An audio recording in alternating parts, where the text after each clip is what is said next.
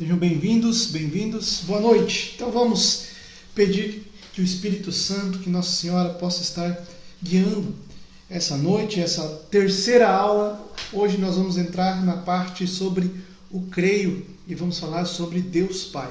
Em nome do Pai, do Filho e do Espírito Santo. Amém. Que o Espírito Santo, nós te pedimos, possa estar no nosso coração e no coração de todos aqueles que assistem essa live, que assistem esse vídeo. Que o Senhor possa iluminá-los, que o Senhor possa enchê-los e que todos possam entender a tua vontade, a quem tu és. Ilumina-nos, Espírito Santo, nós pedimos pela intercessão de São Bento e de Nossa Senhora. Ave Maria, cheia de graça, o Senhor é convosco. Bendita sois vós entre as mulheres, e bendito o fruto do vosso ventre, Jesus. Santa Maria, Mãe de Deus, rogai por nós, pecadores, agora e na hora de nossa morte. Amém. Em nome do Pai, do Filho e do Espírito Santo. Amém. Muito bem, amado, amada de Deus. Já se prepara aí, né? Você pega o seu caderninho, pega a sua caneta e vamos lá. Hoje, já que vocês estão me ouvindo bem, já falaram aqui que está tudo ótimo, nós vamos entrar nessa questão do creio. O que é o creio? O creio é um símbolo da nossa fé. O que significa isso? Ele representa aquilo que nós acreditamos. Ele chama-se creio porque a gente chama popularmente de creio porque é a primeira palavra que a gente fala, né? Creio. E também porque ele contempla tudo aquilo que a gente crê, né? Por isso chama-se creio. Mas o nome correto é símbolo niceno-constantinopolitano, né? Símbolo significa uma parte do todo que vai mostrar, vai simbolizar, vai representar o todo. Muito bem. O símbolo significa isso, né? Uma parte que representa o todo, uma parte que mostra o que é o todo. Por isso que a nossa oração do creio, que chamamos de símbolo niceno-constantinopolitano, ele não é toda a fé, porque senão a gente ficaria horas falando tudo que a gente acredita. Mas ele, por pedaços, representa toda a fé. E aí o catecismo dá o exemplo da semente de mostarda, que é uma semente pequenininha, mas ela já engloba nela todos os grandes ramos que vão nascer depois. Então, sim, você vai ler, você vai professar sua fé, creio em Deus Pai Todo-Poderoso, Criador do céu e da terra, em Jesus Cristo, seu único Filho. Então, eu creio em Deus Pai Todo-Poderoso, Criador do céu e da terra. Então, hoje a nossa aula vai ser só sobre isso. Creio em Deus Pai Todo-Poderoso, Criador do céu e da terra. Essa pequena frase, ela engloba diversos segmentos, diversos galhos, várias coisas que nós vamos entender. Ramos e mais ramos da nossa fé. Deus Pai é o tema de hoje. Porque o catecismo ele começa, né, falando, creio em Deus Pai. Né? Esse símbolo se chama niceno-constantinopolitano porque são os dois sínodos, na verdade, dois momentos da igreja que aconteceram no ano 325 e no ano 381. Não foram sínodos, foram concílios, né?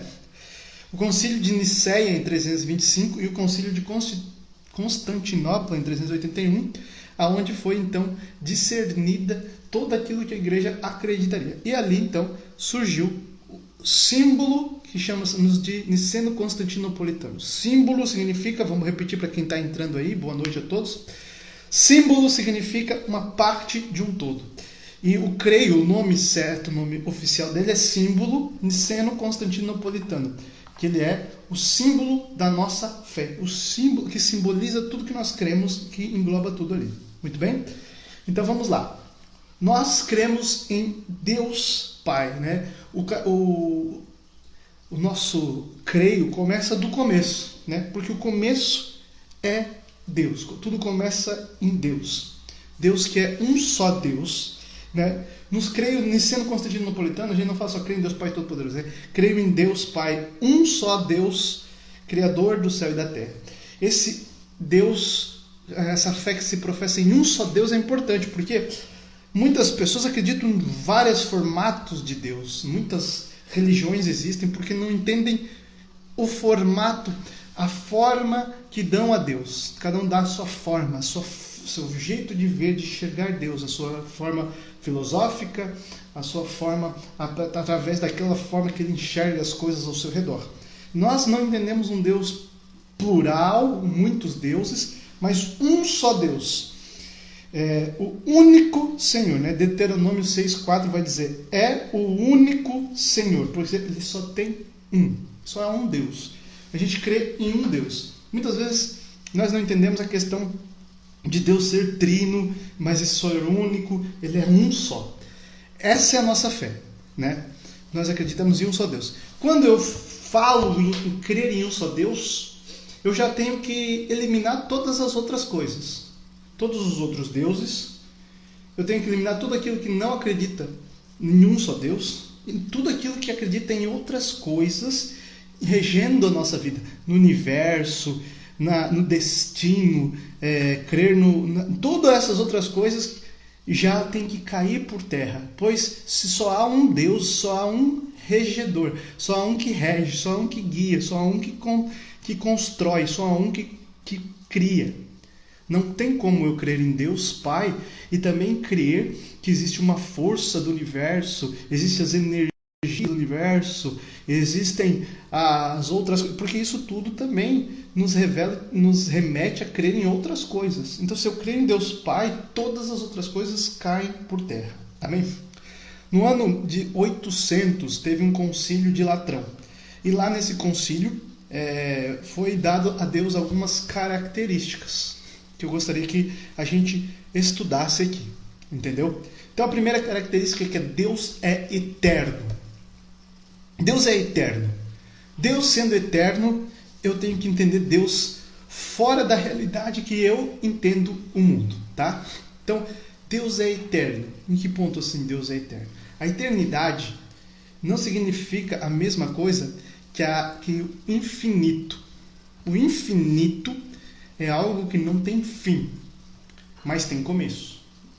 Nós somos seres infinitos porque não temos fim, né? Nós vamos viver para sempre ou com Deus ou no inferno. Mas nós tivemos um começo quando Deus soprou o Ruá, quando Deus criou a nossa alma no coração, no ventre das nossas mães. Nós somos seres infinitos, nós tivemos um começo, mas não teremos fim, passaremos a eternidade em algum lugar. Deus é eterno, que é diferente de infinito, porque eterno significa que está fora do tempo. Não remete a tempo, não está ligado ao tempo. Então não tem como ter tido começo, não tem fim.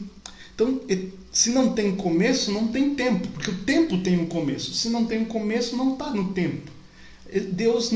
A gente não consegue compreender isso porque nós estamos presos, escravos ao tempo. Tudo passa, né? Passado passou, o futuro vai vir, o presente acaba a cada segundo, vira passado. Nós estamos presos no tempo. Deus não está, Deus é eterno. Eterno significa que não está no tempo. Sempre existiu. Sempre no sentido de que nunca houve um momento em que ele não fosse Deus. E sempre existirá.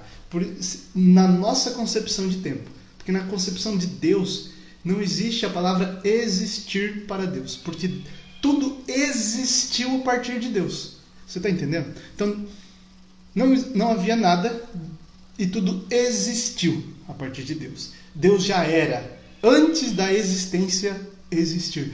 É a filosofia um pouquinho, mas você tem que entender. É simples. Não existia nada, de repente tudo existiu, pois Deus trouxe tudo à existência. Então dizer que Deus não existe não é completamente incorreto. Deus, ele não existe, porque existir significa que não existia e passou a existir. Deus, ele é, pois ele sempre foi e sempre será. Então, Deus está fora da questão da existência. E por isso ele é eterno. Ele não se prende ao tempo. Segunda característica de Deus, Deus é imenso. Segundo o Concílio de Latrão, no ano de 800, Deus é imenso. O que significa imenso? Imenso é aquilo que é impossível de medir. Eu não posso, não consigo, ninguém consegue medir Deus. Medir na questão de tamanho e medir a sua capacidade ou medir qualquer forma humana de medir, de colocar uma régua. Por quê? Tudo que é medido termina, né? Uma régua tem 1 metro. No 1 em 1, 1 metro e 1 centímetro, já não existe mais, já acabou. Deus, ele não tem isso, porque ele não tem começo nem fim, nem nessa questão. Porque essa é uma questão muito espacial para nós, né? O espacial é o quê? A questão aqui, matéria, espaço.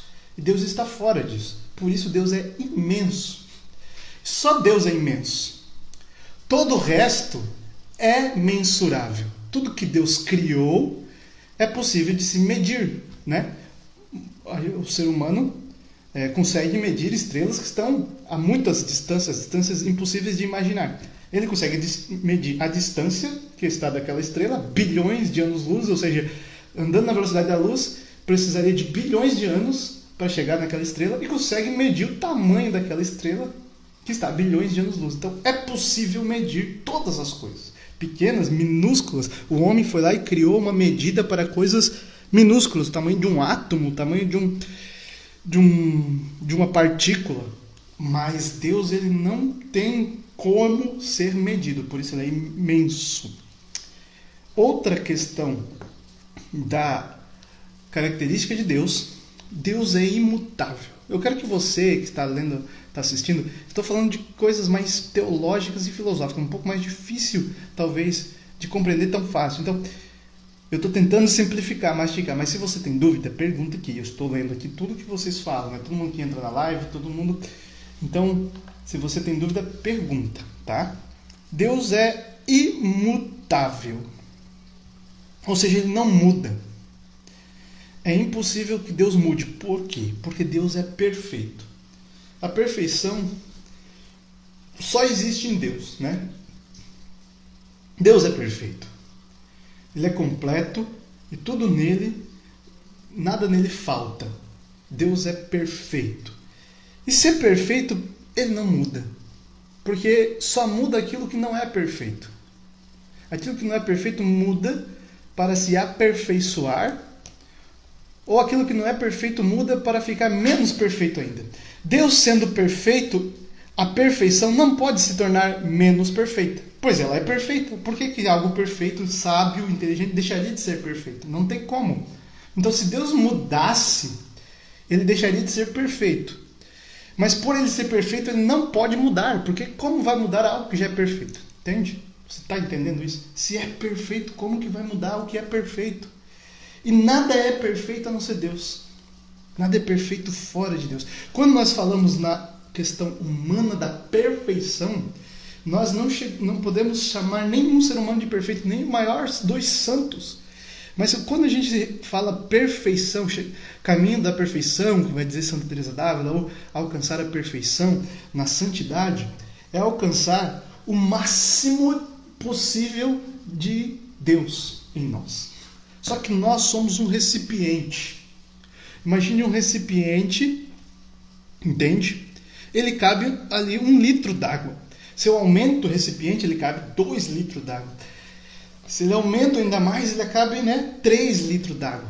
Mas ele tem uma finitude, então ele só pode ser cheio até aquela borda. Depois disso não tem como ser cheio. Então o ser humano perfeito é aquele que consegue ser, dentro do tempo que ele teve de vida, expandir-se para caber quanto mais Deus que é perfeito dentro dele. Já que tu vai entrar aqui, traz uma garrafa d'água para mim lá da geladeira. Está lá, verde. Muito bem.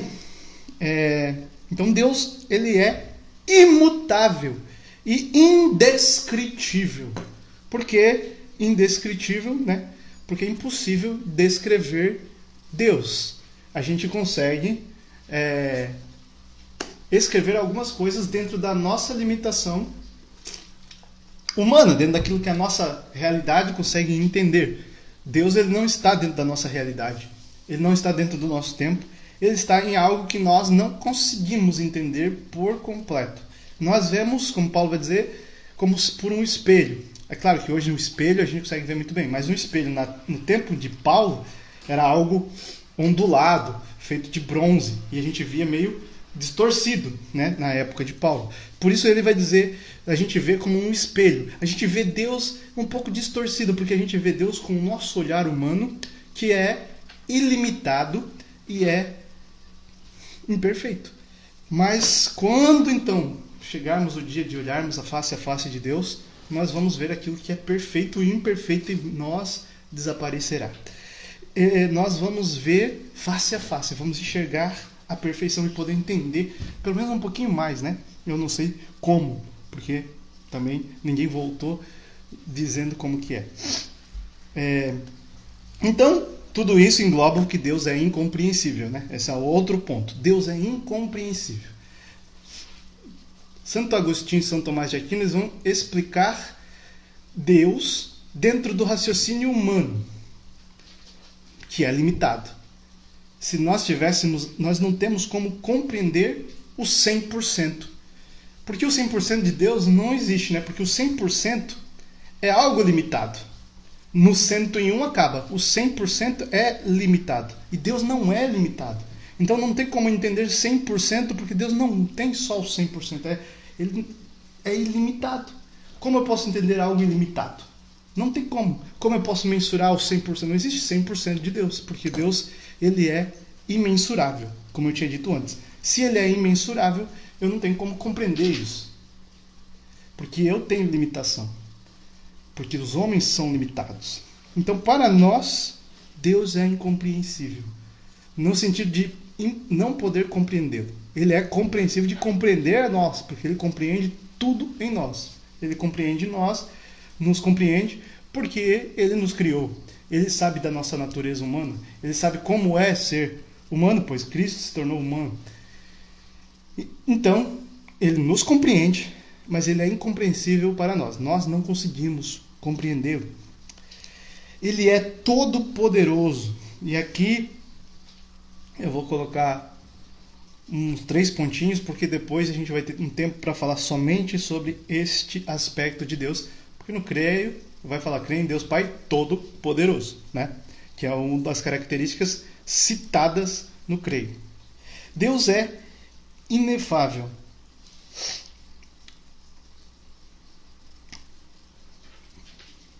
E Deus é misericordioso. Deus está em 3 pessoas, em uma natureza, em uma essência apenas. Muito bem. A gente falava aqui das características de Deus, segundo o Concílio de Latrão, que foi no ano de 800, né? E Deus vai se revelar primeiro a Abraão e depois ele vai se revelar de fato a Moisés quando ele vai falar o seu nome. O nome de Deus, quando ele diz a Moisés, Moisés vai perguntar: quando me perguntarem quem me mandou, quem eu digo? E Deus vai dizer: eu sou o envio. Eu sou aquele que sou. Ou eu sou quem sou. O eu sou, né? Como Deus fala quem ele diz eu sou. Já remete àquilo que eu falava antes sobre a eternidade de Deus. E também um traço mais misterioso do próprio nome. Deus se revela não se revelando, né? Esse eu sou lá, aqui já gera muita complicação que vocês precisam entender. O nome de Deus em português, que Deus se revela, é eu sou. Isso, a tradução no hebraico, são 4 consoantes. YHWH. YHWH, que se pronuncia Yahvé. Yahvé. Que, pra gente traduzindo assim, a gente falaria Javé, como a gente costuma falar. Mas também tem uma tradução errada que chama de Jeová. E eles entendem, então, que Deus falou que o seu nome é Jeová. Então Deus daria para si próprio nome, né? Nós temos um nome por quê? Porque minha mãe e meu pai escolheram um nome para mim. Você tem um nome porque seus pais escolheram um nome para você. O cachorro tem um nome porque quem criou, quem adotou, deu um nome para ele. Os objetos têm um nome porque o fundador, o criador do objeto, ou a utilidade do objeto, aquilo que ele faz, deu a ele um nome. Então alguém deu um nome. E se Deus, ninguém o criou, ninguém o formou, ninguém o adotou, né? Por que Deus teria um nome? Deus não tem um nome. Então, quando ele dá o seu nome, ele diz eu sou, ele mostra um pouco da sua característica para você entender quem está falando. Está falando é Deus Todo-Poderoso, aquele que é eterno, aquele que é maior que tudo. Ele está se revelando a você. Eu sou, ou seja, Eu não existo, eu sou. Eu sou toda a essência. Eu sou tudo aquilo que está por trás de tudo aquilo que você está procurando, Moisés. Então, eu sou. E só Deus é. Deus é porque tudo o resto existe. E Deus, Ele é. Sempre é nesse tempo. No tempo do presente, né? Porque no passado é foi e no futuro é será. E quando a gente fala Deus é. Porque para Deus sempre é o tempo presente. Porque para Ele não existe tempo. Então Deus é no tempo presente da palavra. Por isso Deus diz eu sou. Então a gente não deve confundir, ficar dizendo que o nome de Deus é Jeová. O nome de Deus não é Jeová. Jeová é uma tradução errada do Yahvé. Yahvé, o YHWH, é quando Deus se revela dizendo que Ele é aquele que é. Eu sou quem sou, eu sou aquele que sou. Todo o resto é em Deus e só Deus é. Então a gente só é alguma coisa porque Deus é tudo. Tudo no sentido de Ele é o sentido de tudo. Ele é o motivo de todas as coisas. O motivo significa aquilo que motivou, que gerou, que criou. Então Deus é o motivo de todas as coisas. Ele criou todas as coisas e Ele é. Porque Ele é perfeito e Ele é eterno. E nós todos, o resto, é em Deus.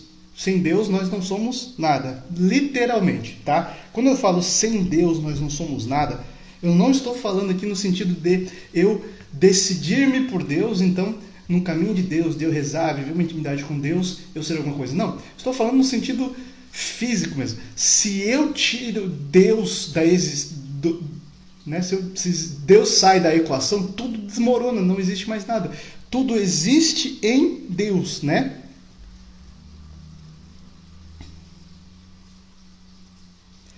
Já vou explicar aqui para Núlia Borges, para ela entender. Porque ela fez uma pergunta muito boa, né? Muito bem. Então, Deus é em seu próprio ser. Ele continua sendo. Essa é uma coisa muito difícil de explicar de uma maneira fácil de entender, né? Porque é algo mais filosófico.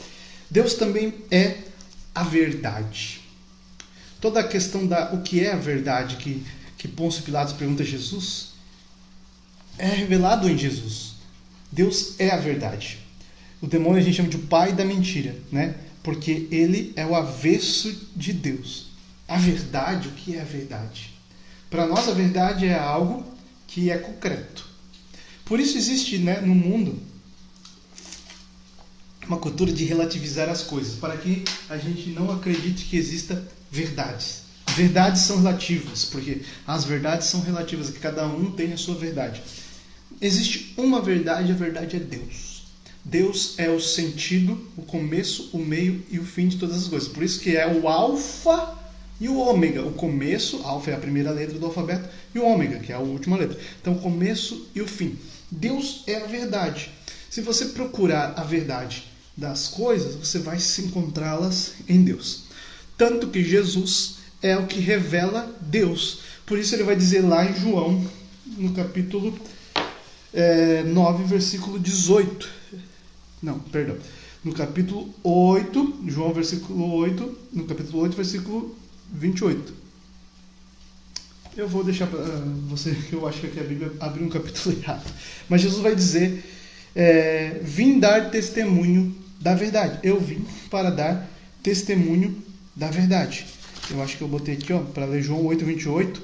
Quando Jesus vai dizer, João 8, 28, então ele disse, quando tivesse levantado o Filho do Homem, então conhecereis que sou eu, que nada faço de mim, mas falo do modo como o Pai me ensinou. Então Jesus falou que ele é, eu sou, então ele se revela como Deus. E ele também fala que ele veio falar do Pai. Nada ele faz por si, mas pelo Pai. Ou seja, o Pai é a verdade. Ele veio, fala em João, eu vim dar testemunho da verdade. Eu vim ser a face de Deus. O que é o testemunho? É trazer aquilo que estava lá ausente, a presença aqui. Então Deus, para os homens, eles não entendiam Deus, para eles então Deus estava obscuro, e Jesus então vem trazer testemunho da verdade de Deus, que Deus é a verdade. Também vai dizer para nós João na carta que Deus é amor. Então a gente já está entendendo algumas das características de Deus. Deus é amor. E o amor humano, na capacidade humana de amar, o amor é a decisão pelo bem maior do outro. Eu me decido pelo bem maior do outro, então eu faço sacrifício, eu sofro, eu perdoo, faço o possível. O amor, na visão humana do amor, na capacidade humana de amar, é uma decisão pelo bem maior do outro. Deus, ele é isso na essência. Então o amor divino é maior do que nós possamos compreender. Deus é amor num ponto que eu não consigo entender como ele é amor. Porque se Deus é infinito, imensurável, o amor dele é infinito e imensurável, eu não consigo entender esse amor. E tudo que ama conhece a Deus, vai dizer João, porque Deus é amor. Então, se eu amo, eu vou querer um bem maior, porque qual é o bem maior? É Deus. Se eu amo alguém de verdade, muitas vezes as pessoas amam um sentimento de amor verdadeiro e elas não conseguem realizar aquilo que o coração dela fala, grita, né, para outra pessoa. Faz de tudo, mas não consegue. Por quê? Porque o amor é uma decisão pelo bem maior. Qual é o bem maior? Então você quer o bem maior daquela pessoa. Qual é o bem maior? É Deus. Deus é o bem maior. Então você só se realiza amando alguém quando você consegue levar essa pessoa a um bem maior, que é Deus.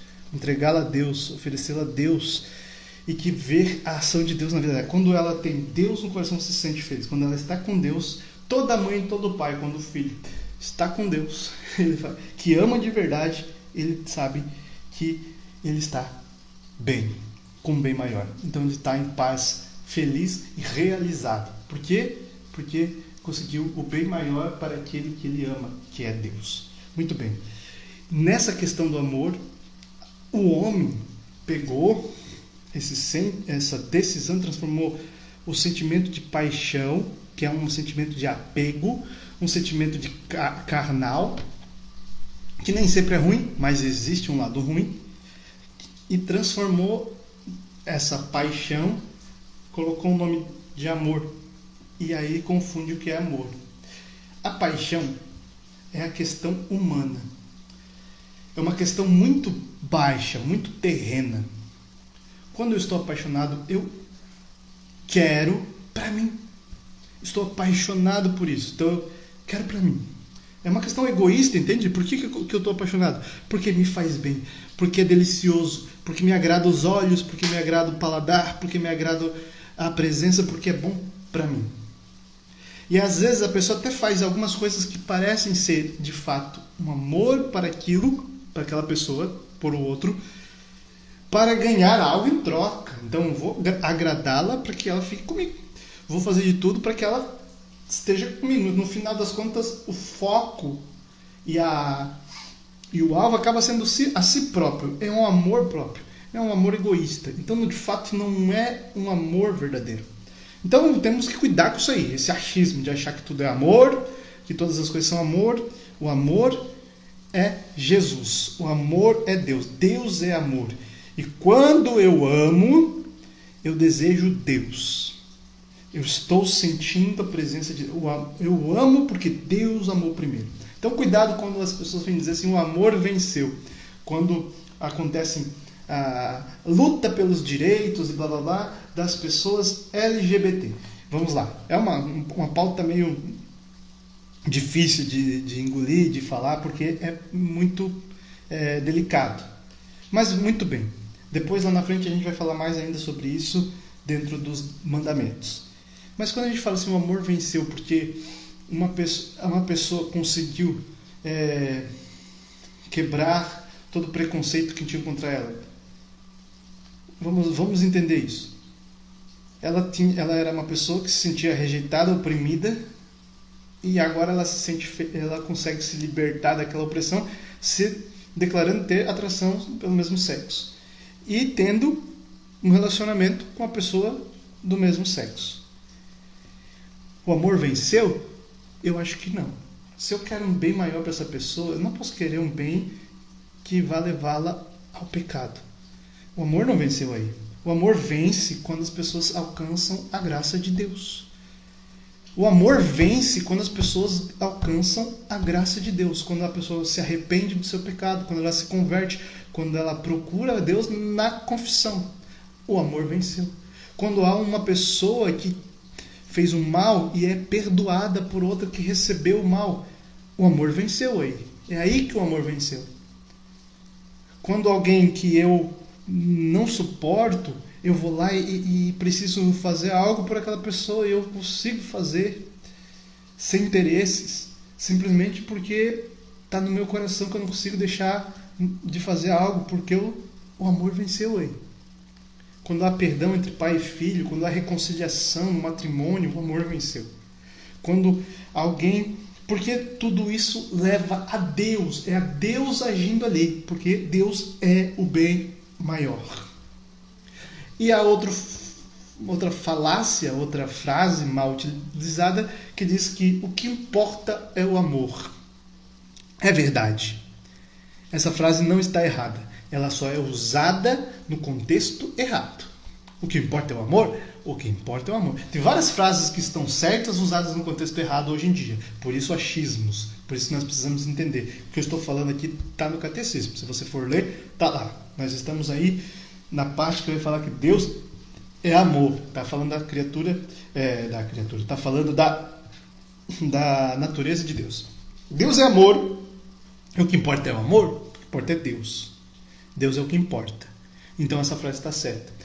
Para eu ser santo, eu preciso viver a virtude da caridade, que é o amor na capacidade humana, né? Caridade não é simplesmente uma ação social, caridade não é simplesmente eu fazer um bem para o próximo, no sentido de dar uma doação, coisa desse tipo. Caridade é o amor na capacidade humana de amar e de doar-se pelo outro. Então, caridade é doar-se pelo outro. Essa é a virtude da caridade. Ser santo é doar-se pelo outro ao máximo, por causa do amor que tem por Deus. Isso é ser santo, né? Eu me dou-se aos homens, pode ter sido por trabalhos, pode ter sido por orações, pode ter sido se trancado lá rezando pela humanidade, tudo isso por amor a Deus. Você tem que entender o negócio. Como que eu faço isso por amor a Deus? Então, estou fazendo pelos homens, sim, porque Deus ama os homens. E porque Deus deseja o bem dos homens. E porque Deus quer que os homens estejam com Ele. Então, quando eu faço isso, é como se eu estivesse presenteando Deus com almas. Estou presenteando o Senhor Jesus com aquilo que Ele mais... que é o único presente que eu posso dar para Jesus. São duas coisas. Alcançar almas, para que se apaixone e se encontre com Ele, e a minha alma para Ele. É a única coisa que eu posso dar a Jesus, né? Como isso que ele fala, é tudo que eu tenho, recebe o meu nada. Isso aqui é nada, né? Mas é tudo que eu tenho. E é esse serviço, tá? Quando falam-se que será chamado Emmanuel, para você entender, Emmanuel significa Deus conosco, é Deus que está aqui, né? E depois um anjo fala para Maria que é para colocar o nome de Jesus. Maria coloca o nome de Jesus, que é o ungido, né? Ungido por Deus. Emmanuel não era para ser o nome dele, mas é um nome entre tantos nomes que tem Jesus no Antigo Testamento.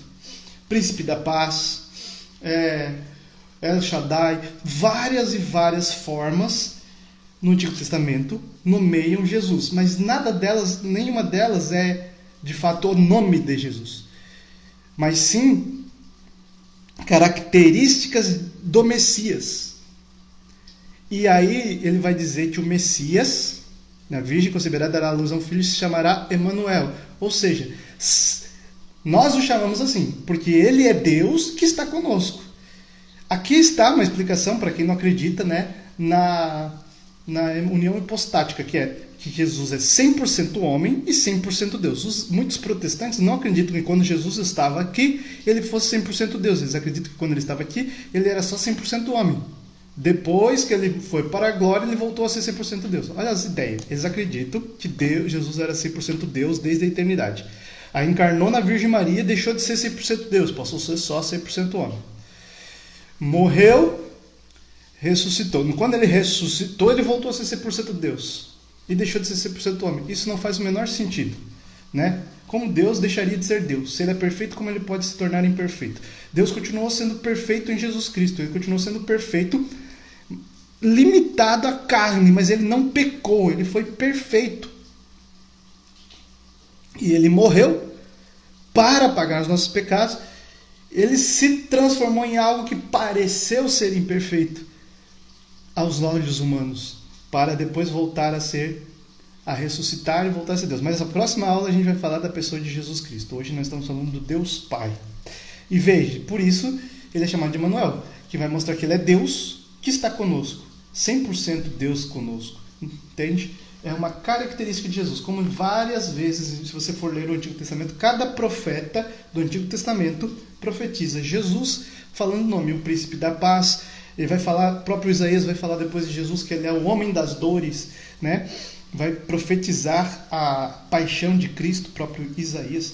Então, no Antigo Testamento, muitos profetas vão falar de Jesus, que vai vir ainda, também como Maria no Antigo Testamento. Por que Maria tem tantos títulos que nós a damos? Se você for ver a ladainha, vai falar Maria Arca da Aliança, Maria Torre de Marfim, Torre de Davi.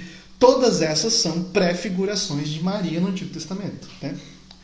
E da mesma forma, em nenhum momento falar isso aqui significa Maria. É a gente mesmo que tem que compreender que é aquilo, né?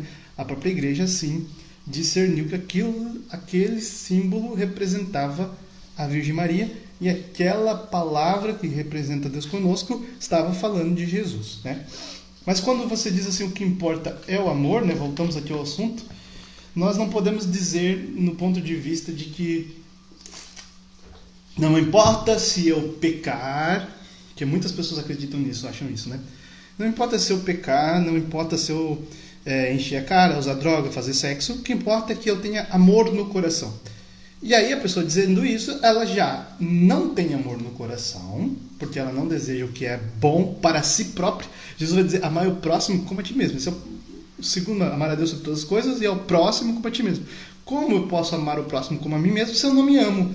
Pois eu uso droga, faço sexo desregrado, bebo e vivo no pecado. Se eu vivo no pecado, eu estou matando a minha alma, estou matando o meu psicológico, estou matando o meu corpo, estou me levando para o quinto dos infernos. Então eu não me amo, eu não tenho amor em mim, eu não tenho amor no meu coração e eu não tenho amor ao próximo. O meu amor ao próximo é limitado ao ponto de que, enquanto eu tenho alguma coisa ganhando com aquilo, né, um amor egoísta. Então não dá para ter amor e viver a falta de castidade. Sem castidade você tem um amor falsificado, um amor pela metade. Talvez você precise amar em um momento e você se decida por esse amor. Mas, na maioria das vezes, a castidade quebra a capacidade do ser humano de amar. Como você vai amar se você não vive o amor perfeito? Como você vai amar se você não conhece o amor? Como você vai amar se você não ama a si mesmo, né? Alguns santos dizem que quem não procura se salvar, quem não procura é louco. E como um louco vai amar? Então, o que importa é o amor, no sentido do que importa é Deus, e Deus é amor. O que importa é amor para mim. Mas se eu souber o que é de fato amor, eu conhecer esse amor, e aí sim o meu amor vai importar acima de todas as coisas. Por isso, essa frase não pode ser usada fora de contexto. Amém? Muito bem. Estamos então no meio da nossa aula. Eu queria perguntar para vocês aí se está legal, se está tudo bem, o som e tudo mais.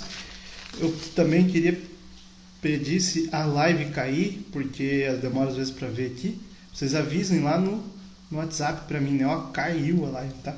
Porque às vezes eu estou distraído e não vejo que caiu a live. E também, já que estamos no meio da nossa live aqui, eu quero pedir para você que, se você puder contribuir à nossa comunidade com o Pix, se você puder ajudar-nos a manter a nossa comunidade. A nossa live aqui é transmitida pela internet, obviamente, e precisamos manter a internet aqui, né? Então, nós não conseguiríamos manter a internet sem a doação, sem a ajuda de vocês. Para vocês, se quem puder ajudar a gente a manter as coisas aqui, nosso Pix é pixeternalianca@gmail.com. Maravilhation, my friend Pedro. Legal, tá todo mundo dizendo que tá certinho. No dia de hoje, ser como Jó é loucura, é falta de amor. Se Deus deu, ele tirou, bendito seja o nome dele. O amor não significa tomar posse de alguém. Muito bem. Então, bom, se está tudo certo, louvado seja Deus. Então, quem puder ajudar, eu vou botar aqui também, ó, o Pix. Se você não puder ajudar, reze por Deus, reze a Deus por nós, né? pedindo a providência, a graça de Deus, para que a gente continue também fazendo essa live aqui para você, fazendo também todas as nossas atividades de evangelização e de catequese. Amém? Vamos lá. Segunda parte da nossa aula, começamos agora. Daqui a pouco, se cair, vocês me avisam. Deus uno e trino. Muito bem? Quando a gente reza, a gente faz o sinal da cruz em nome do Pai, do Filho e do Espírito Santo. Quando a gente batiza alguém, essa pessoa é batizada, né? Em nome do Pai, do Filho e do Espírito Santo. Nós podemos perceber que nós estamos falando os três nomes em um nome, porque não é nos nomes no plural, nos nomes do Pai, do Filho e do Espírito Santo, mas é no nome do Pai, do Filho e do Espírito Santo. É um nome em três, do Pai, do Filho e do Espírito Santo. Aqui está uma questão dificílima de entender, impossível de entender, né? Deus é impossível de entender. Entender o mistério da Trindade é pior ainda, é muito mais difícil.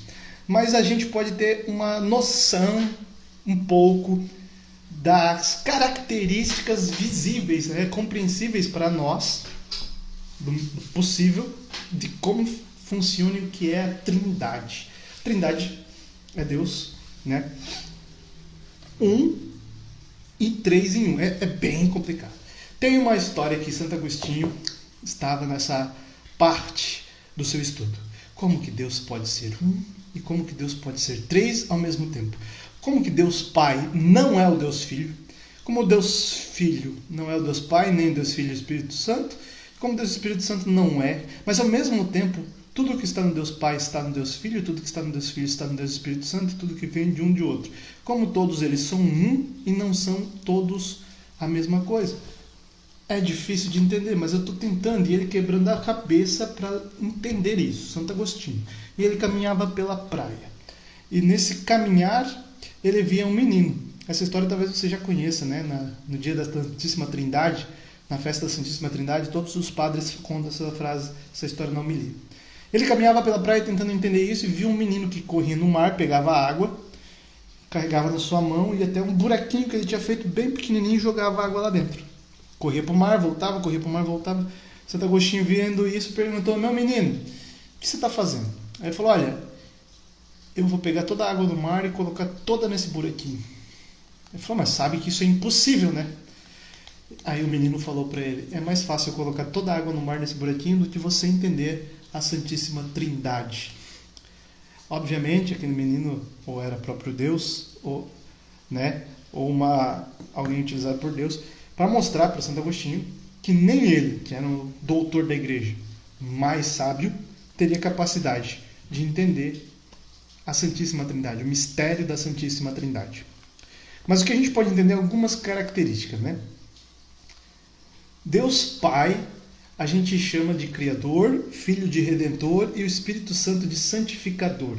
Ou seja, nós atribuímos à figura de cada um dos seres da Trindade aquilo que foi a sua obra principal para nós. Deus é muito mais que Criador, Jesus é muito mais que Redentor e o Espírito Santo é muito mais que Santificador.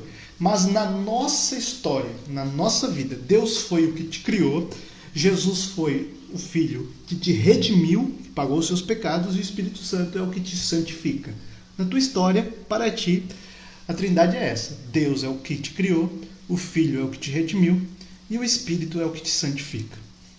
Sem Deus Pai, você não poderia ser criado, sem o Filho você não seria remido e sem o Espírito você não é santificado.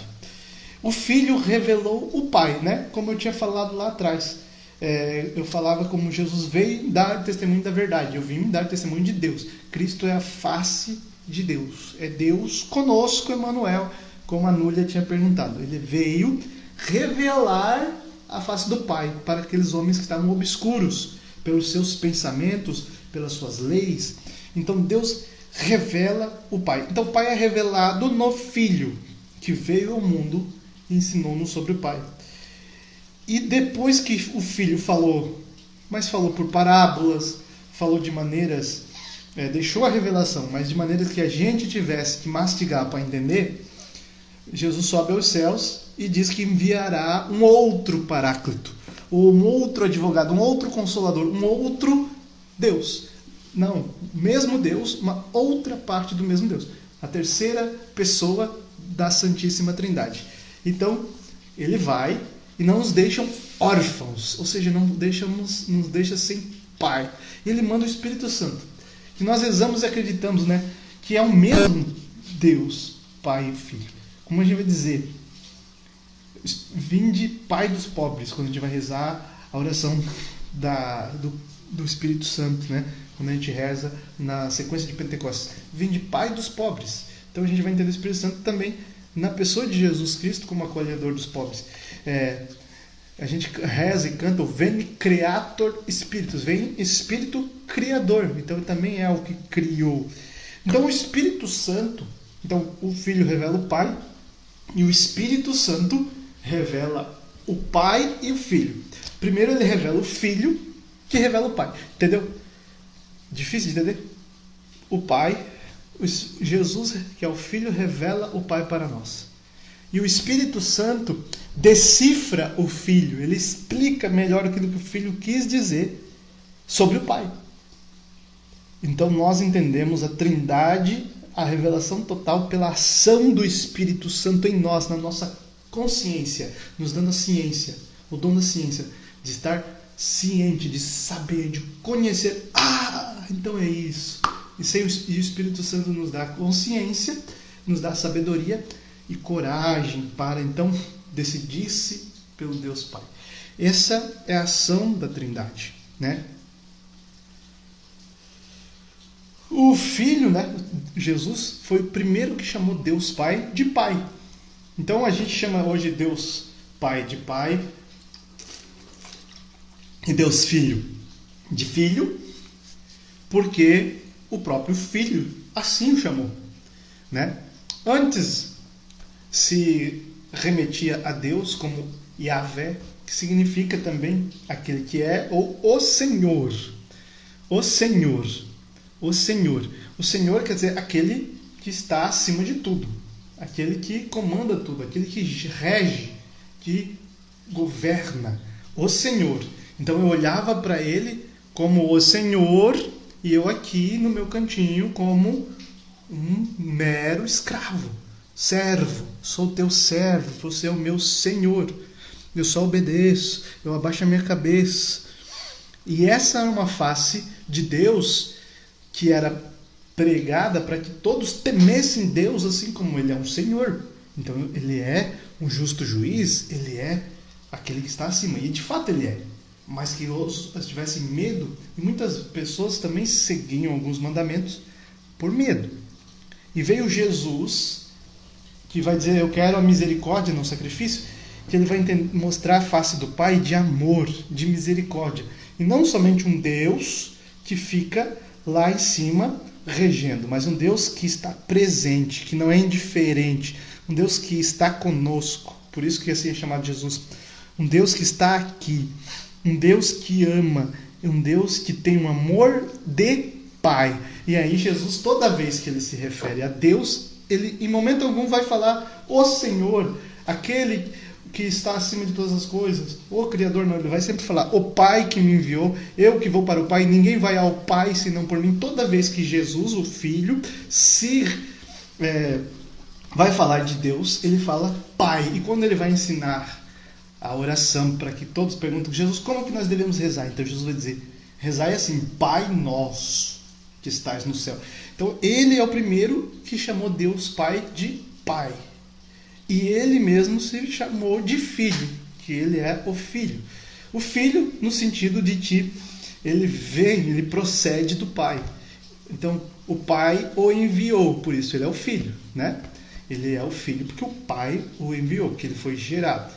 Não no sentido de nascer, no nosso sentido assim, porque nascer ou ser gerado no sentido da nossa consciência, do nosso conceber, é vir à existência. E Jesus sempre existiu, sempre houve, sempre foi, né? Porque ele é, não existiu. Lembra que eu falei, né? Existir é não existia, passou a existir. Jesus é, o significa nunca teve um momento que não fosse ele, Jesus, do jeito que é, completo e perfeito. Sempre foi Jesus. Então, Jesus é eterno também, porque ele é Deus. Deus é eterno. Todas as características que eu dava a Deus, eterno, imenso, imutável, incompreensível, todo-poderoso, inefável, tem Jesus, né? Jesus, na sua forma humana, ele é mensurável, né? Eu posso medi-lo. Tem 1,80 m de altura, não sei quanto de peso, eu posso ter alguma medida. Essa é a única característica que difere um pouco. As outras, todas elas, isso aí por necessidade, né? Porque não poderia ser um ser humano gigantesco. Ele teve que ser 100% homem, 100% homem. Entende? Então, ele é o Filho e o Espírito Santo é aquele que procede do Pai e do Filho. E aqui está uma treta muito grande, né? Nós acreditamos que o Espírito Santo é aquele que procede do Pai e do Filho, né? Que a gente chama de filhote. Quando a gente vai proclamar nossa fé, a gente vê o Espírito Santo que procede do Pai e do Filho. Mas os ortodoxos, né? A igreja ocidental, nossa, oriental, que está na Rússia, Grécia, essas regiões, eles não acreditam nessa questão de o Espírito Santo procede do Pai e do Filho. Por isso houve também uma cisão na igreja, né? uma divisão na igreja no ano de 1054, onde a igreja ortodoxa se separou da igreja latina de Roma. Porém, no entanto, elas têm sucessão apostólica, né? Ela continua sendo uma igreja que nasceu dos apóstolos, os ortodoxos, e também continua tendo sacramentos. Então, todos os sacramentos na igreja ortodoxa são válidos. A igreja só nos difere disso. Ela crê que o Espírito procede do Pai e não do Filho. Nós cremos que o Espírito procede do Pai para o Filho e do Filho para os homens. Não, por isso ele procede do Pai e do Filho. Do Pai para o Filho, que é esse amor entre eles na Trindade, é esse envolver dentro da Trindade. E o Filho é o batizador. Jesus, quando a gente pede batismo no Espírito Santo, quem nos batiza, quem nos mergulha no Espírito Santo é Jesus. Ele é o batizador, ele envia sobre nós o Espírito Santo. Ele mesmo diz: eu irei e enviarei sobre vós um outro Paráclito. Só conhece a Deus quem a ele se revela. Então, assim, muitos querem procurar Deus. E Deus, ele vai se revelando aos poucos. Mas, tipo, hoje você está aqui e está ouvindo essa live. O seu coração deseja Deus, deseja conhecer Deus. E o Espírito Santo, como nós rezamos, nós pedimos, queremos entender. Então o Espírito Santo, ele vai encher você, ele que é Deus, para que você tenha a inteligência, a capacidade de conhecer aquilo que Deus se revelou através de Jesus e através da igreja. Mas há muitas pessoas que tentam buscar Deus, conhecer Deus, mas não da mesma forma que você, com o coração aberto, desejoso de saber quem Ele é para seguir a vontade dEle, mas por uma mera curiosidade, um coração fechado, um coração duro, um coração orgulhoso, vaidoso, soberbo, diversas questões, que daí essa pessoa quer procurar Deus para quer estudar as coisas para refutar.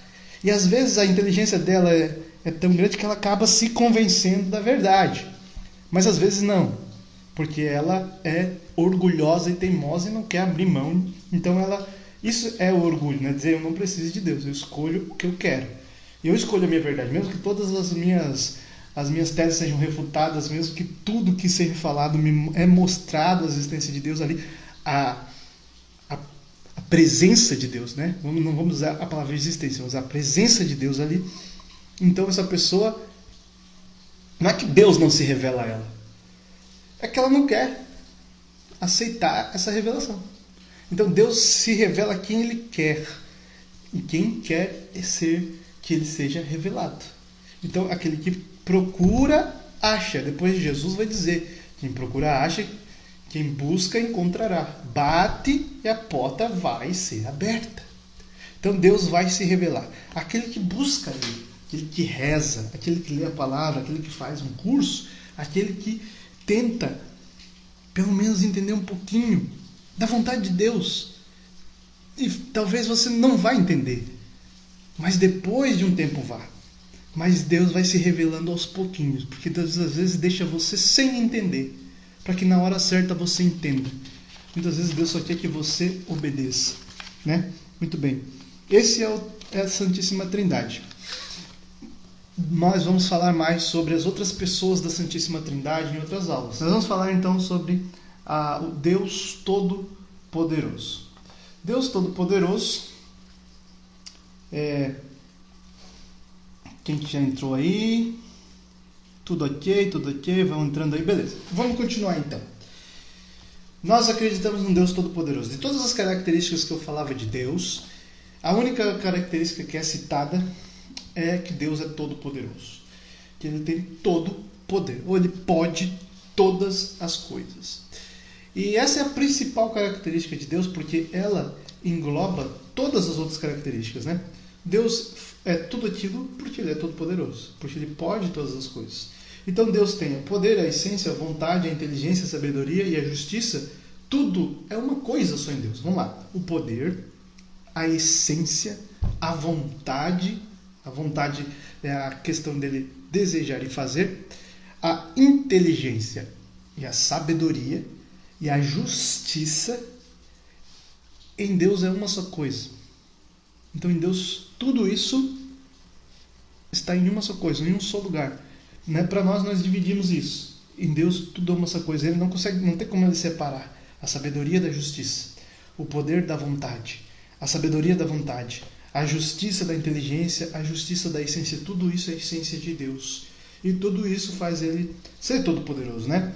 Isso tem importância muito grande e é importante nós termos essa fé. Deus é poderoso e tudo ele pode. Não é só poderoso num sentido humano. Nós não entendemos isso. Nós não entendemos. Deus é incompreensível, mas nós não adotamos de fato essa fé no nosso coração. Porque veja, porque para nós tudo tem limites. Porque para nós existe impossíveis. Se alguém está doente com uma doença incurável, e o remédio nenhum cura, é impossível. Se eu preciso resolver um problema que falta muito pouco, não existe, né? Não estou conseguindo nada que possa resolver esse problema, parece impossível. Para nós, quase todas as coisas chegam a um ponto de parecerem ter impossibilidades, ou seja, não tem como acontecer o que precisa acontecer, ou o que eu preciso que aconteça.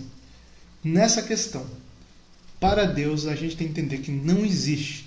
Para Deus, quando o anjo Gabriel visita Nossa Senhora, ele fala que a prima de Nossa Senhora, Santa Isabel, ela era estéril e idosa, então ela tinha duas impossibilidades para ter um filho. Ela não poderia ter um filho, pois ela era estéril. Ela não tinha capacidade para ter um filho, né? O seu útero não gerava, talvez, ali os óvulos e tudo mais. Então ela não poderia ter filhos. E outra, ela já estava em idade avançada, já era idosa. Então ela já não produzia o líquido ali que leva o óvulo até o útero para receber e ser gerado uma vida. Então o anjo Gabriel fala para Nossa Senhora: para Deus nada é impossível. Ou seja, essa coisa, a questão física, para Deus nada é impossível. Na questão espiritual, para Deus nada é impossível. Na questão material, para Deus nada é impossível. Na questão temporal, para Deus nada é impossível.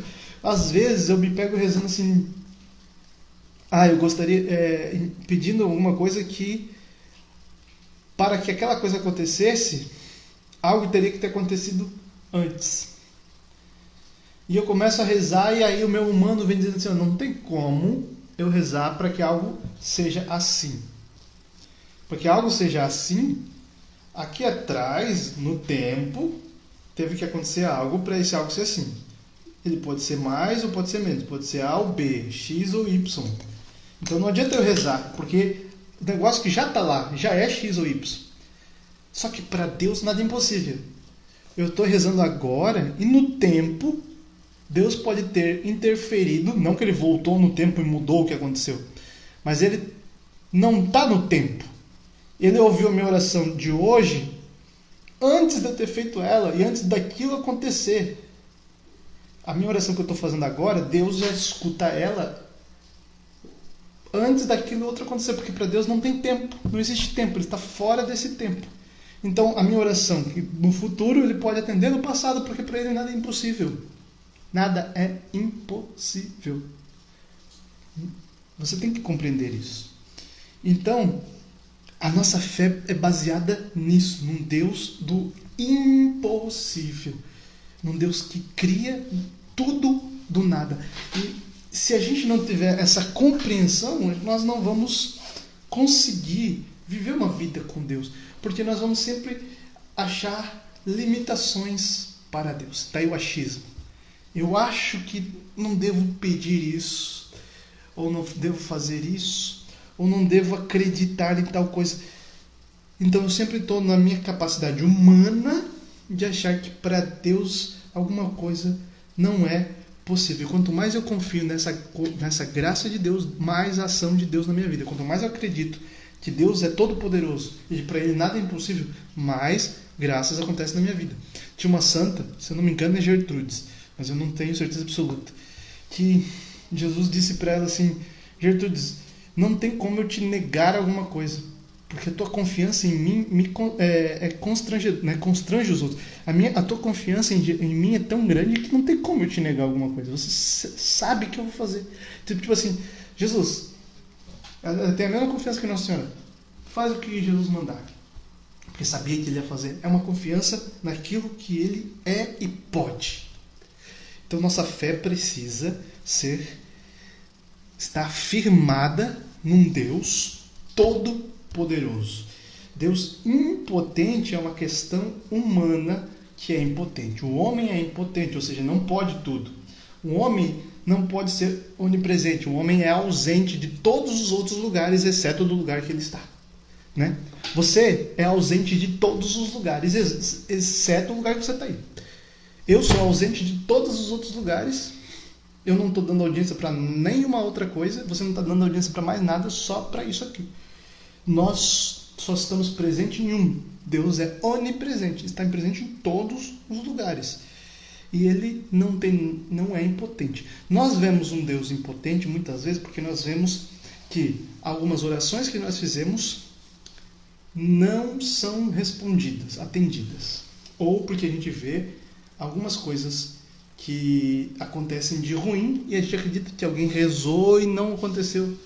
Então a gente acha que Deus não pôde fazer aquilo. Deus não pôde salvar a vida de não sei quem que morreu. Ou Deus não estava lá quando aquela pessoa precisou dele. Espera, Deus estava lá.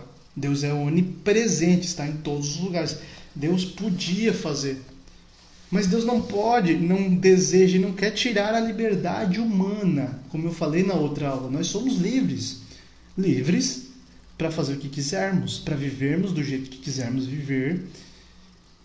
Porém, no entretanto, todavia, somos livres para responder a todas as consequências das nossas escolhas. Então Deus não é impotente. E Deus, quando eu falava, né, a sabedoria de Deus e a justiça e o seu poder são a mesma coisa. Deus pode te dar o carro a qualquer momento. Alguém parar na frente da tua casa, parar, bater na porta e falar: olha, eu estava andando ali, Deus mandou eu te entregar esse carro e eu devo te entregar. Está aqui a chave. E aí me encontra tal dia lá para nós passar o carro pro teu nome. Podia Deus fazer isso? Podia. Para que Ele vai fazer isso? Para quê? Se Deus quer algo que aconteça, algo para Ele, que a sua sabedoria, entende que aquela é uma necessidade que é grande para a sua glória, para a graça dos seus filhos, que precisa que aconteça dessa forma, Ele faz. Mas só para você ficar andando de carro novo, só para você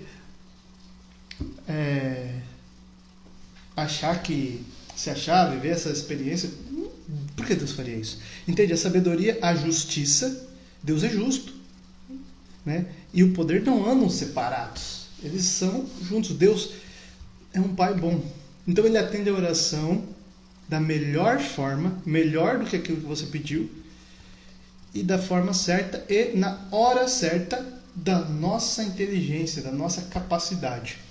Porque para Deus, assim, a oração que você pediu e que Ele vai atender, Ele já atendeu. Ele já atendeu, só que Ele está dentro de você preparando outra coisa, fazendo você ser capaz, preparado para receber essa graça. Deus te molda, te prepara para que você seja alguém que seja capaz de receber aquela graça. Então, assim, existe outras graças que Deus está te dando antes de dar aquela graça que você deseja, e você não está percebendo. Você não está percebendo porque você só vê com os olhos da carne.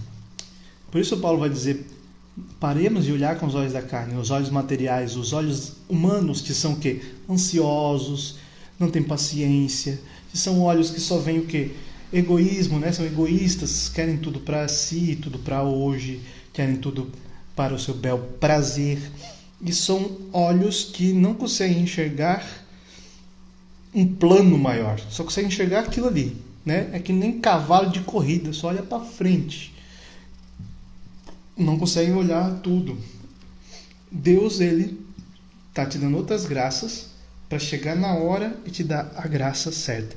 Ele pode tudo. Ele pode te dar a graça certa agora. Você pega a graça certa sem as outras graças que você precisava receber antes e não estar pronto para experimentar. Então Deus é sábio. A sabedoria não anda longe da justiça e nem do seu poder. Ele poderia, mas não faz porque não é sábio e não é justo e não é certo.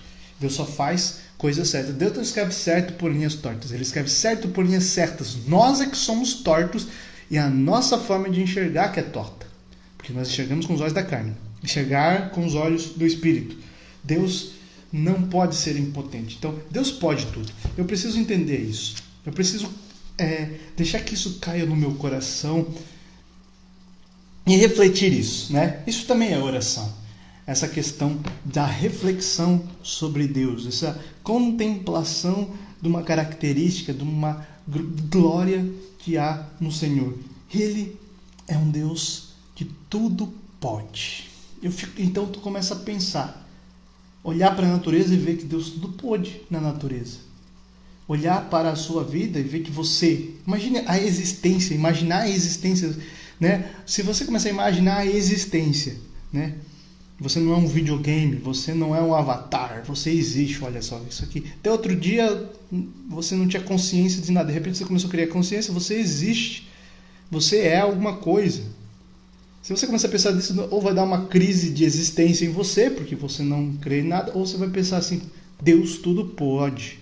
Ele criou tudo isso aqui. Isso aqui, cara, é inacreditável. O ordinário é extraordinário. Se você parar para pensar. O ordinário, as coisas comuns, que para nós é comum porque a gente está acostumado, se a gente começar a parar e pensar, é extraordinário, porque tudo vem de Deus que é extraordinário. Amém? Então nós não podemos viver do achismo, dessa falsa compreensão, né, do nosso coração da impotência de Deus. Deus não vai querer fazer isso. Ou Deus não tem feito isso, não vai fazer agora, né? Então você também perde a fé, para de rezar, para de procurar Deus, porque você espera coisas de Deus que não são da natureza de Deus fazer. Deus não sai dando tudo que se pede. Quem faz isso é o gênio da lâmpada, né? Se você for assistir os filmes do gênio da lâmpada, são trapaceiros, o cara fala assim, eu quero que me torne um príncipe. O cara vai lá e torna ele um príncipe, mas não dá para ele um reino, então ele vai pedindo e o gênio vai dando ao pé da letra. Deus não dá nada ao pé da letra. Deus, ele é sábio e dá tudo com perfeição para nós, na hora certa, do jeito certo. Muitas vezes a gente não espera a hora certa, antecipa os tempos de Deus, antecipa a hora de receber a graça, não faz aquilo que Deus deveria fazer, muda os caminhos de Deus. A gente recebe as coisas fora da hora e fica tudo bagunçado. Não antecipe os planos de Deus. Não invente moda. Se você lembrar no Antigo Testamento, tem um momento que Deus falou para fazer uma coisa. Então não é para ficar fazendo outras coisas além daquela, é para fazer aquela. Deus falou para Moisés, né? Bate na pedra e vai sair água. Moisés foi lá, falou 3, 4 coisas, bateu na pedra. Depois bateu de novo e saiu água. Muitas vezes assim, e por causa disso Deus disse, não verás a terra prometida. Muitas vezes nós somos assim, nós queremos lá, Deus falou para bater na pedra, não falou que era para falar alguma coisa para o povo, para reclamar, que vocês são os reclamão, não. Então a gente não tem que ficar inventando coisas, né, deturpando os planos de Deus com as nossas humanices, porque a vontade de Deus, como falei na outra aula, é boa, perfeita e agradável. Só Ele é bom, perfeito e agradável, e nós não temos que ficar inventando coisas de invencionices. Então, por que nós vamos querer vontades nossas, sonhos nossos, planos nossos, e vamos ficar tristes e chateados com os nossos caminhos tortuosos que não dão certo? Cara, teu caminho não deu certo, glória a Deus, teu caminho é ruim. Os teus passos, a música Teus Planos, né, do Juninho Casimiro, os passos que eu dei sem Deus só me fizeram fracassar. Então, por que eu vou dar passos sem Deus? Por que eu vou inventar? Por que eu vou acreditar que eu sou autossuficiente? Eu preciso acreditar num Deus que é todo poderoso, que está fora do tempo, que está fora do espaço, que não se prende a nada disso e tem toda a sabedoria, toda a inteligência, toda a fortaleza. Se Ele tem tudo isso e eu não tenho nada disso, eu me alio a Ele para que eu tenha a inteligência dele, a força dele e a capacidade dele de saber escolher por mim, porque eu não sei escolher. Eu não sei escolher nada, eu não sei fazer bons caminhos, porque tudo que eu escolho está errado. Pode até dar certo, se eu planejar, se eu organizar, pode até dar certo, mas não me realiza se não é a vontade de Deus. Pode até dar certo, porque Deus planejou e me colocou no coração aquilo, amém. Mas se não for vontade de Deus, para que eu vou fazer a minha? Para que eu vou reclamar que Deus não olha para mim, Deus me abandonou, Deus esqueceu de mim? Não, você que está vivendo conforme o que você acha que deve viver, e você botou Deus nos seus moldes limitados, e Deus esqueceu de fazer a tua vontade. Deus não fez a tua vontade, Deus esqueceu de mim. Deus não saciou seu coração carente de atenção de um jeito que você achava que Ele ia saciar, porque Deus, Ele cura a nossa carência, mas nós procuramos que Deus cure a nossa carência em paixões humanas. Deus não cura a nossa carência em paixões humanas. Você fala, Deus, me vê um namorado, uma namorada, Deus. E aí você acha que é nesse namorado e namorada que Deus vai curar a tua paixão humana. Não é. A tua carência humana. Ah, Deus, eu preciso resolver um problema, eu preciso conseguir um trabalho dos meus sonhos, a faculdade. E aí você acha que essa carência de ter esse reconhecimento, quando você chega lá e Deus te dá a capacidade de realizar esse sonho, você acha que por ser reconhecido, aplaudido, laureado, ali você vai curar a sua carência de ser reconhecido. Não. Deus cura a sua carência porque Ele é tudo que você precisa. E você não precisa de mais nada além dele. Deus é, como eu dizia, e basta. Deus basta. Basta-te a minha graça. Você vai estar repleto, realizado. Não vai ter essa carência no seu coração. É em Deus. É com Ele e nele que você se sente assim. Então, não queira colocar para Deus a culpa da sua carência não ser correspondida por Deus nos seus sonhos humanos e terrenos. A tua carência, ou a carência significa a falta de alguma coisa. É a falta de o quê? De ser amado por Deus. Você não é amado por Deus? Sim, você é amado por Deus. Num amor transbordante que te criou, que te salvou e que te resgatou e que foi atrás de ti, deixou os 99 no deserto e foi buscar você. Olha como você é amado. Você só não se deixa ser amado por esse amor, porque para você o amor tem que gerar prazer, gerar sabor, porque você está preso nas paixões carnais, nas paixões da carne. Então para você ser amado por Deus, você queria que Deus se materializasse, te abraçasse, te beijasse, te desse de comer na boca. E isso não é o amor de Deus. O amor de Deus é um amor racional. Deus Pai é espírito. Espírito não vive de sentimento, não tem sentimento. Sentimento é coisa do ser humano. E Deus ama da forma racional. Decisão pelo um bem maior para você. E ele tem toda a ciência de que ele mesmo é o bem maior e ele quer te levar para ele, para que nele você sacie toda a sua carência. Nele, no conhecimento racional, inteligente e também de decisão do seu coração. Isso se chama felicidade. É você estar no caminho certo, decidido e consciente de que lá está. Isso é felicidade. Porque a tristeza está na inconsciência. Quando eu não tenho consciência do que eu estou fazendo, que eu estou perdido, eu estou sem saber o que fazer, fico triste. A felicidade está na consciência de que eu estou no caminho de Deus. E que Deus me ama. E que Ele é todo poderoso. E sabe todas as coisas. E está sempre presente.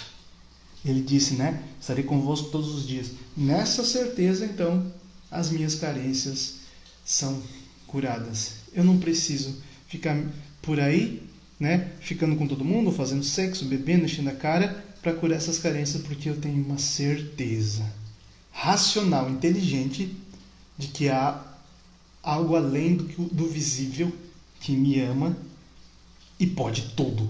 E aquele que, como os outros dizem por aí, aquele que cuida de mim não dorme, não pisca, está sempre atento. Mas eu também tenho, então, que me colocar sob o seu cuidado. Amém? Se você entendeu isso, diz um amém aí. Última parte aqui do nosso curso, da nossa aula de hoje. Deus Criador, né? Nós vamos falar um pouquinho só a respeito disso. Deus Criador. Ele criou todas as coisas, né? Hoje nós temos, graças a Deus, há bom tempo, e também por influência da Igreja Católica, uma ciência bastante avançada, mas que ainda não chegou nem perto de entender nem sequer 1% da criação. Ciência significa conhecer. Então a ciência busca conhecer a criação, estar ciente do que Deus criou. Essa é a origem da ciência, né? A própria igreja, o próprio cristão, o próprio Filho de Deus que está aqui, quer estar ciente de toda a grandeza do seu Criador. E por isso ele estuda, ele quer conhecer, ele quer saber. Isso chama-se ciência. E a ciência, né, a palavra de laboratório, métodos científicos, essas coisas tudo, vem por causa disso, desse desejo do coração de conhecer a criação para admirá-la por causa do seu Criador. E quando você vai conhecer a criação, todos os tintins por tintins, não tem como você ser um ateu, cara. Porque toda vez... Eu sou uma pessoa que gosta muito de estudar ciência, física principalmente. Toda física que eu estudo, né, que vai falar do universo e das pequenas partículas, me fazem acreditar mais em Deus. Sobre a gravidade me faz acreditar mais em Deus. Você imagina que se o mundo fosse maior, nossa, a gravidade seria impossível de viver na Terra. Se o mundo fosse menor, muitas vezes a Terra não teria capacidade de suportar, de atrair para si a atmosfera. E muito da atmosfera se iria e nós não teríamos oxigênio para respirar. Olha quanta coisa. Toda a matemática do universo, ela é com cada vírgula, ponto e traço perfeita para a existência humana. O caos, o acaso, poderia gerar isso? De jeito nenhum. A ciência, quanto mais você estuda, mais você compreende que Deus ama a gente e faz tudo por nós. E quando nós estudamos as galáxias e o universo, nós vamos ver que o universo tem 90 bilhões de anos-luz de diâmetro, ou seja, para você sair de um ponto do universo até a outra ponta do universo observável. O que é o universo observável? É o universo que nós podemos observar, né? O universo tem 13 bilhões de anos-luz, então a luz de 13 bilhões de anos já chegou aqui, né? O que está além não chegou. Então o universo... A Terra tem 4 bilhões de anos só, né? O universo, de ponta a ponta, você, na velocidade da luz, que é 300 mil km por segundo, demoraria 90 bilhões de anos para atravessar. Então você vai olhar para isso e pensar: nós somos nada. Como é que nós podemos achar que somos tão especiais para Deus? Então isso só me mostra uma coisa: o quanto Deus é grandioso e criativo, que Ele não se limitou a fazer só a Terra, né? Ele fez tudo isso para mostrar a sua grandeza, a sua glória. Então, para que Deus criou o universo? Para a glória dele, para manifestar a sua glória nas estrelas, nos buracos negros, nas galáxias, nas formiguinhas, nas menores das criaturas, nos átomos, nas partículas, até nas maiores das galáxias, nos buracos negros, nas gigantes estrelas, nas supernovas, que são explosões de estrelas que brilham mais do que galáxias, coisas maravilhosas. Tudo isso a gente vê a grandeza de Deus. Ele criou para manifestar a sua glória, para comunicar a sua glória aqui, a sua própria criação. E por quê? Ele criou para isso e por amor. Ele quis, né? Deus, ele é a vontade. Toda vontade existe por causa de Deus. Toda vontade existe por causa de Deus. Você tem que entender. Mas a vontade de fazer uma coisa errada, a vontade de fazer alguma coisa errada, não é a vontade de fazer uma coisa errada. A vontade de fazer uma coisa errada é a vontade de fazer uma coisa certa, que você desviou o olhar e quer fazer fazer uma coisa errada, mas que você queria fazer a coisa certa. Por isso o pecado é errar o alvo. Eu procuro a felicidade e errei o alvo. Então toda vez que você tem vontade de Deus. Só que você não está querendo Deus. A vontade interior, né? Não estou falando do desejo da carne. Não tenho vontade de comer pizza. Não. Estou falando da vontade, do desejo, da razão, da decisão, da inteligência. Tá bom? Entenda isso. Deus é a vontade. A sua vontade, como eu falava antes, é a sua inteligência, sabedoria, justiça e poder e essência. É uma coisa só. Então ele quis criar o universo por amor. Ele é tanto amor que transbordou o amor. Quando Deus criou o universo, passou a existir o tempo e nós estamos dentro da criação e dentro do tempo. A própria ciência acredita nisso. O Big Bang, que é a origem do universo, 13 bilhões de anos atrás, segundo a ciência, que não é condenada pela igreja, tá? Você vai entender uma coisa. A igreja fala de fé, a ciência fala de outra coisa, tá? A igreja fala da questão espiritual. Então a igreja, ela incentivou a ciência. O próprio criador da teoria do Big Bang, que é a teoria da expansão do universo, ele é um padre católico. E ele acredita que... 11 horas, eu vou desligar e explicar tudo.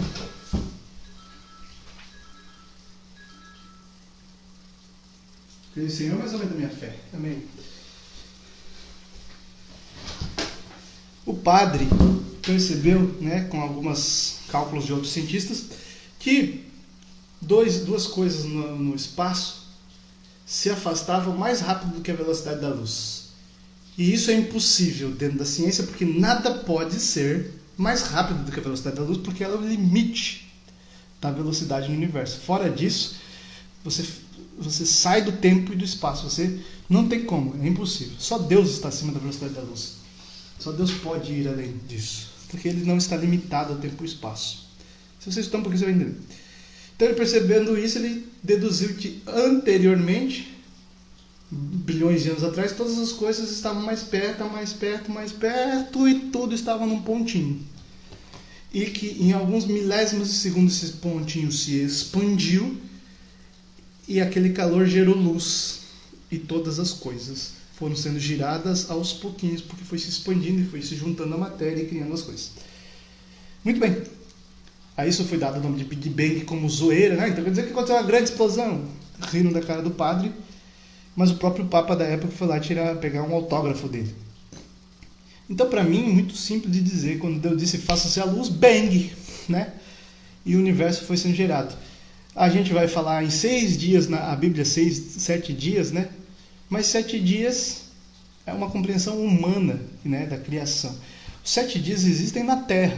A Terra demora um dia para dar a volta no Sol, e demora um ano para dar um dia na volta em si própria e um ano para dar a volta no Sol. Um dia é uma concepção terrestre.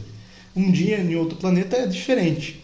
Então, como Deus ia criar em 7 dias, se ele não tinha criado nem o dia, que é o homem para viver e entender o que é um dia, né?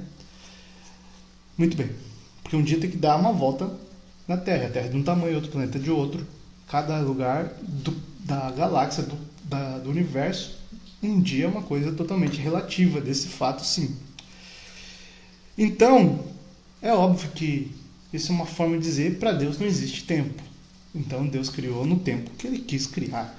Então, se foi 13 bilhões de anos que, na nossa concepção de tempo, tudo veio a existir e Deus foi moldando e criando as coisas, com o passar dos milhões e bilhões de anos, que para nós é muita coisa, mas para Deus não é nada, que a própria frase vai dizer que 1000 dias para Ele é como 1 minuto. Então é isso. Esse é um Deus que criou tudo do nada por amor e para manifestar a sua glória e comunicar a sua glória. Existem outras achismos, que é mais conhecida como ideologias ou heresias, né?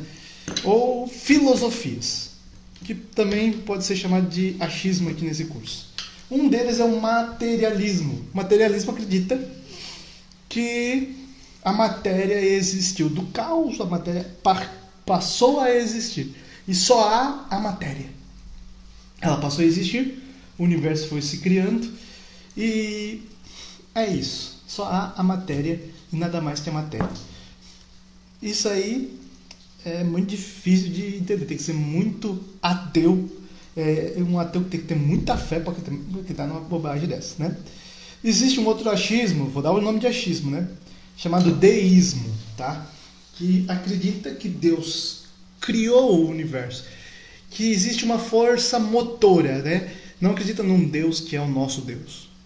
Uma força motora, uma matriz, uma criatura superior, um alfa, vamos dizer assim, eles usam uma outra palavra que eu esqueci, que criou e deixou. Criou o universo e pronto, que nem um pedreiro, fez a casa e foi embora. Acredito nesse tipo de Deus. Porque Deus, ele se revelou a nós como o Deus Criador.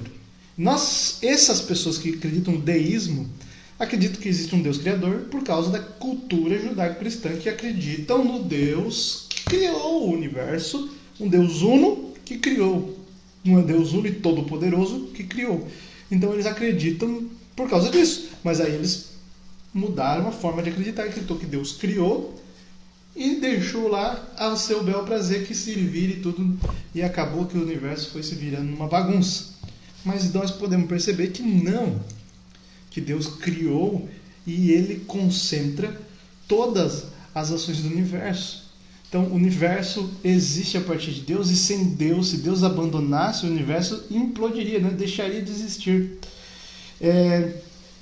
Existe um outro achismo, uma heresia chamada gnose, G-N-O-S-E, que era uma heresia muito perigosa na época, né?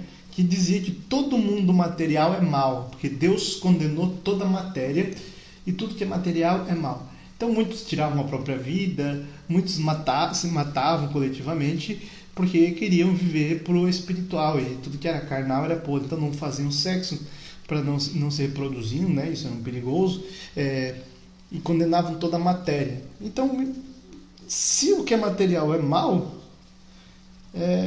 Deus teria destruído. Deus não destruiu, né? Deus deu uma segunda chance para a humanidade. E Deus, em nenhum momento da revelação, condenou a matéria nesse sentido. Deus continua provendo, os campos continuam provendo comida para nós, porque Deus continua provendo que os campos provenham comida para nós. Jesus vai dizer, veja os pássaros, eles não plantam, mas Deus não deixa faltar. Então a matéria não pode ser mal. Jesus veio, se transformou em matéria, ele comeu matéria, e ele disse, este é o meu corpo, matéria, né? Esse é o meu sangue, matéria. Nós não podemos acreditar que todo mundo material é mal, porque senão nós não estamos acreditando que um Deus é todo-poderoso e todo bom, porque ele criou tudo bom. Nós usamos o que é bom de uma forma errada, de uma forma para o mal, mas Deus criou tudo que é bom, perfeito e agradável para o bem, não para o mal, né? Tem um outro achismo chamado panteísmo, que aí você já consegue entender, né? Teísmo é Deus e pan ou pluri, né? É muitos. Pluri é muitos e pan é tudo, né? Panteísmo é tudo é Deus. Então a pessoa começa a acreditar. Os gregos também acreditavam nisso, os romanos. O sol é Deus, a lua é Deus, o mar é Deus, a gravidade é Deus, a terra é Deus, né? A terra é Deus, que é mãe terra também. Hoje temos que cuidar com isso daí, que eles falam mãe terra. Não podemos chamar a terra de mãe terra, porque isso é paganismo. Os pagãos acreditavam que a terra chamava-se Gaia, né? Ou também terra em latim, que é em Gaia em grego, era uma deusa. Então tudo é Deus. Então não foi que Deus criou, não. É Deus. A terra é Deus, o sol é Deus, a lua é Deus. Tem um Deus que bota a lua lá, tem um Deus que bota a lua, tem um Deus que bota o sol, tem um Deus que faz a terra girar, tem um Deus que... Então tudo é Deus ou tudo é feito por um Deus. Então cada coisa é Deus. Ou também tem outras questões que acreditam que Deus é todas as coisas. No sentido de ter... acontecer...